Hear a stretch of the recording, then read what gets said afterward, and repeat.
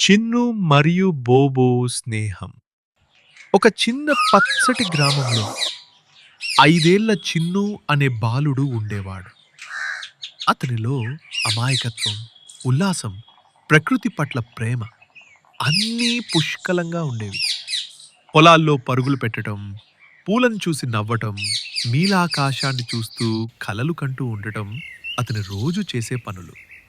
అయితే ఈ రంగుల ప్రపంచంలో ఒక వెలితి మాత్రమే అతని మనసును మాయమాటిలా వెంటాడేది: స్నేహితుడి అభావం. ఒక్కరు కూడా అతనితో నిజమైన స్నేహం చేయలేదు. తన గుండె దాచుకున్న ఆ ప్రేమను పంచుకునే ప్రాణి ఒకటైన లేంది అతనికి తలుచుకుంటే బాధ కలిగించేది. ఒక వానపడి తడిచిన సాయంత్రం చిన్ను ఊరకే పెద్ద వటవృక్షం పక్కన నడుచుకుంటూ వెళ్తున్నాడు. అప్పుడు ఓ చెట్టు వెనుక ఒక చిన్న బ్రౌన్ కుక్కపిల్ల వణుకుతూ కన్నీళ్లతో కూర్చుంది. దాన్ని చూసి చిన్ను మనసు కరిగిపోయింది. అతను తన స్కార్ఫ్ను తీసి ఆ కుక్కపిల్లను ప్రేమగా కప్పి ఇంటికి తీసుకెళ్ళాడు. ఆ కుక్కపిల్లకు అతను బోబో అనే పేరు పెట్టాడు. అదే రోజు నుంచి వారి జీవితం మారిపోయింది. చిన్ను బోబోతో మాట్లాడేవాడు, ఆడేవాడు, నవ్వేవాడు. బోబో అతనికి తోడు, ఆశ, ఆనందం అన్నీ అయింది. చిన్ను నవ్వితే బోబో తోక ఊపేది. చిన్ను బాధపడితే బోబో మెల్లగా తలపై తుడిచేది. ఇది మామూలు స్నేహం కాదు, గాఢమైన అనుబంధం.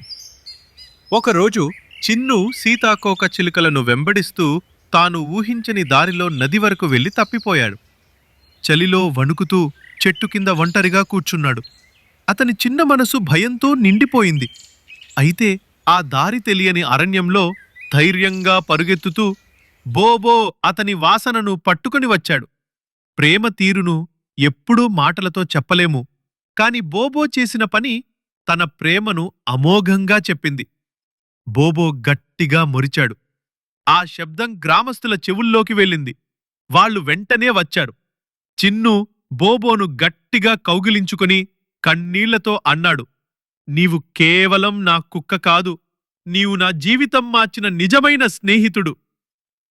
ఆ రోజు నుంచి చిన్ను అండి బోబో గ్రామంలో స్నేహం అంటే ఏమిటో చూపించిన ఒక చిరస్మరణీయ జంటగా నిలిచారు. మోరల్ ఆఫ్ ది స్టోరీ: నిజమైన స్నేహం మాటల్లో కాకుండా చర్యలతో తెలియజేయబడుతుంది.